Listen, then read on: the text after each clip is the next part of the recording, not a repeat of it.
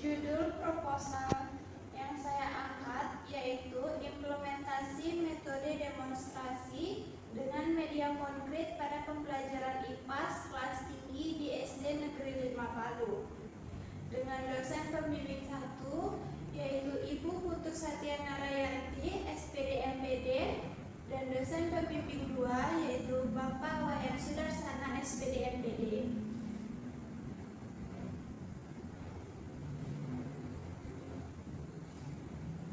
Bab 1 pendahuluan.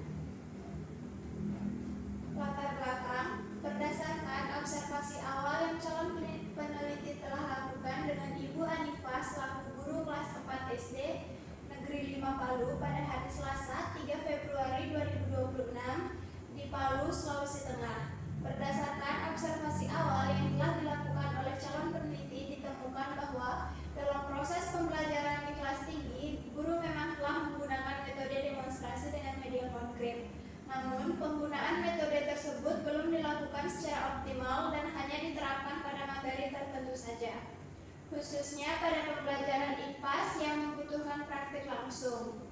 Penelitian ini memiliki kebaruan dibandingkan dengan penelitian sebelumnya karena tidak hanya berfokus pada hasil belajar siswa, tetapi lebih menekankan pada proses implementasi metode demonstrasi dengan media konkret dalam pembelajaran IPAS, khususnya pada kelas tinggi sekolah dasar. Oleh karena itu, penelitian ini penting dilakukan untuk mendeskripsikan secara mendalam bagaimana implementasi metode demonstrasi dengan media konkret dalam pembelajaran IPAS di kelas tinggi, serta mengidentifikasi faktor pendukung dan juga penghambat dalam pelaksanaannya.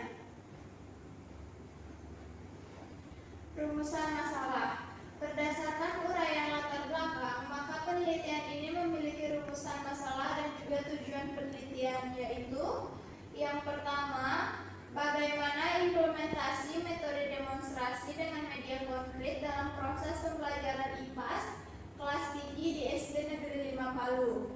Yang kedua, apa saja faktor pendukung dan penghambat dalam implementasi metode demonstrasi dengan media konkret dalam proses pembelajaran IPAS kelas tinggi di SD Negeri 5 Palu.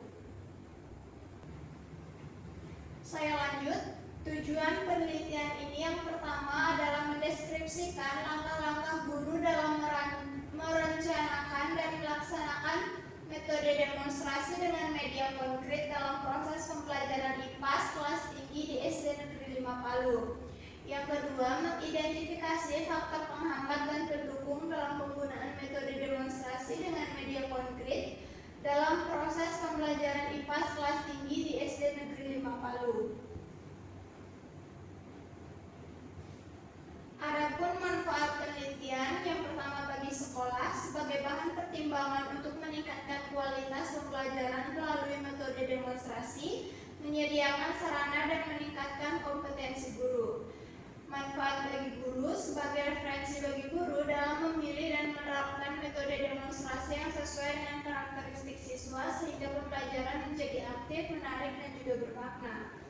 Bagi siswa, memberikan pengalaman belajar yang nyata dan bermakna sehingga siswa lebih aktif, antusias, dan mudah memahami materi.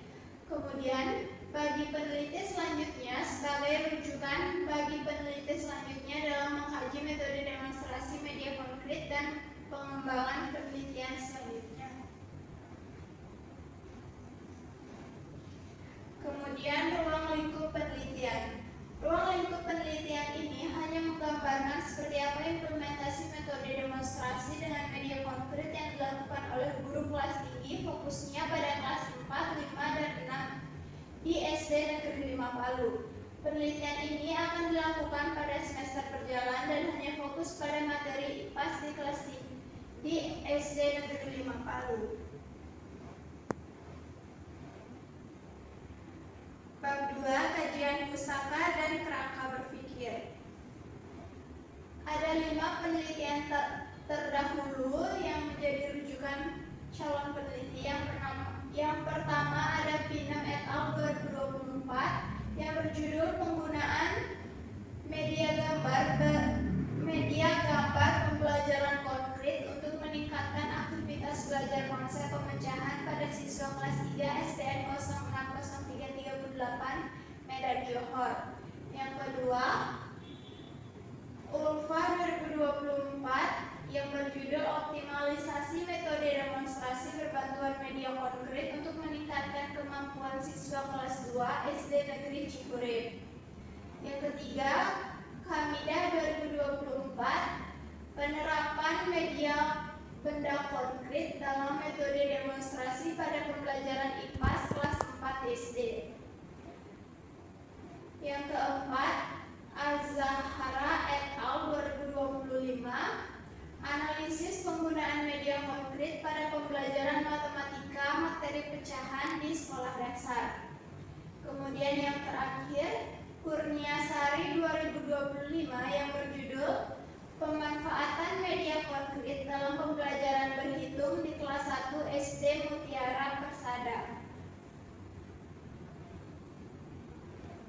Kemudian ada konsep 2.2.1 implementasi, 2.2.2 yaitu metode pembelajaran. Kemudian ada pengertian media pembelajaran, jenis-jenis media pembelajaran, media konkret, pengertian pembelajaran IPAS, dan siswa SD kelas tinggi. Selanjutnya adalah landasan teori. Di sini calon peneliti menggunakan dua teori. Yang pertama yaitu teori konstruktivisme. Teori konstruktivisme merupakan teori pembelajaran yang menekankan bahwa pengetahuan tidak diperoleh secara langsung dari guru, melainkan dibangun sendiri oleh peserta didik melalui pengalaman dan interaksi dalam lingkungan. Teori ini digunakan untuk menjawab rumusan masalah pertama. Yang kedua ada teori perkembangan kognitif. Teori perkembangan kognitif adalah perkembangan dalam aspek intelektual yang meliputi kemampuan berpikir seperti daya ingat yang baik, kemampuan bernalar, menghasilkan ide, berimajinasi, berkreasi, serta memecahkan masalah. Teori ini digunakan untuk menjawab rumusan masalah yang kedua. Kemudian ada kerangka berpikir. Seperti yang tertera pada layar. Kemudian bab 3 metode penelitian. Rancangan penelitian. Penelitian ini menggunakan pendekatan kualitatif deskriptif untuk menggambarkan secara mendalam implementasi metode demonstrasi dengan media konkret dalam pembelajaran IPAS di kelas tinggi sekolah dasar. Fokus penelitian ini pada proses pembelajaran di lapangan meliputi perencanaan, pelaksanaan evaluasi, serta faktor pendukung dan penghambatnya. Kemudian lokasi penelitian. Penelitian ini akan dilakukan di SD Negeri 5 Palu yang berlokasi di Jalan Ciditiro nomor 25 Kelurahan Besusu Tengah, Kecamatan Palu Timur, Kota Palu, Sulawesi Tengah. Kemudian ada sumber data. Data primer. Penentuan informan dalam penelitian ini menggunakan teknik pervasive sampling. Calon peneliti menetapkan guru kelas tinggi kelas 4, 5, dan 6 sebanyak 3 orang serta siswa kelas tinggi sebanyak 6 orang. Masing-masing 2 siswa kelas 4, 5, dan juga 6. Sebagai informan untuk memperoleh informasi mengenai respon, pengalaman, serta keterlibatan siswa dalam proses pembelajaran dengan menggunakan metode demonstrasi dan media konkret. Kemudian data sekunder.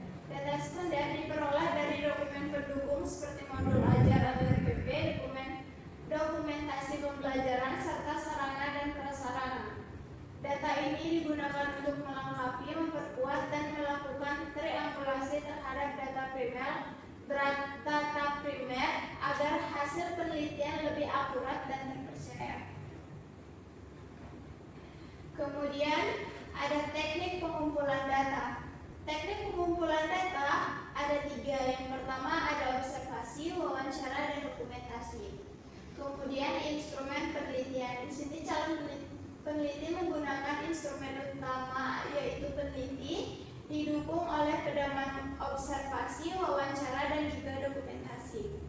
Kemudian ada teknik analisis data. Teknik analisis data yang calon peneliti gunakan yaitu reduksi data, penyajian data, dan penyaringan kesimpulan. Teknik keabsahan data. Keabsahan data yang calon peneliti gunakan yaitu triangulasi sumber, triangulasi teknik, dan triangulasi waktu. Baik, sekian pemaparan hasil dari proposal skripsi yang telah saya susun. Akhir kata saya ucapkan terima kasih dan Om Santi Santi Santi Om.